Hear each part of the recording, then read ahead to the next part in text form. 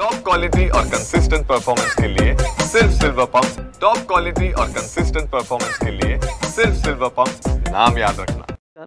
मी शरदचंद्र बनगायकवाड येवला। उन्हाचा तडाखा हा शेती फळपिकांना मोठ्या प्रमाणात बसतोय।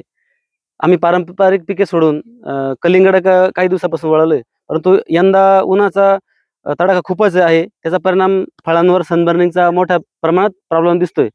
आता कीपिंग क्वालिटी जर सुधारायची असेल, फळांची दर्जा जर सुधारायचा असेल, तर त्यासाठी सनबर्निंग टाळण्यासाठी विविध औषधांची फवारणी घ्यावी लागते। तो खर्च अतिशय महागड आहे, म्हणून आमच्या लागवड खर्चामध्ये मोठ्या प्रमाणात वाढ होत आहे।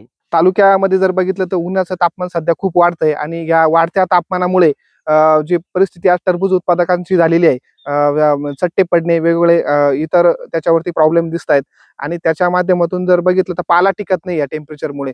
पाला न टिकल्यामुळे चट्टे पडतात।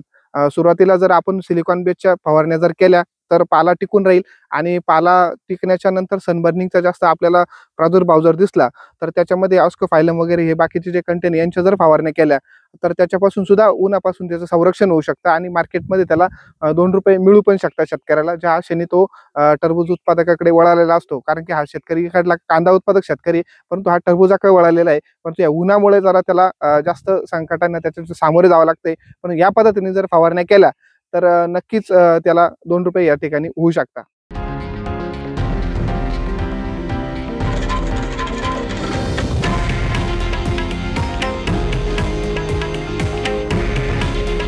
हे आहे देशातील नंबर 1 न्यूज नेटवर्क आणि आपण पाहत आहात TV9 मराठी।